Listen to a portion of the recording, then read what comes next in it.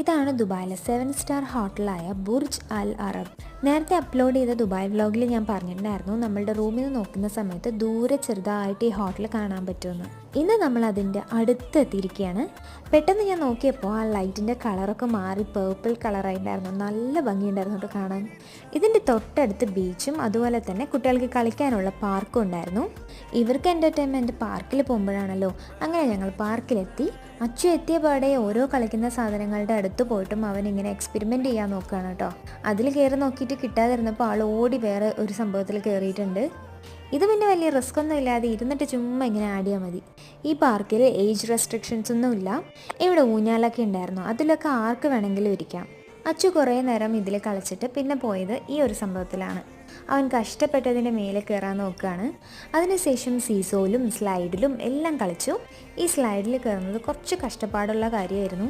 എന്തുകൊണ്ടാണെന്നുള്ളത്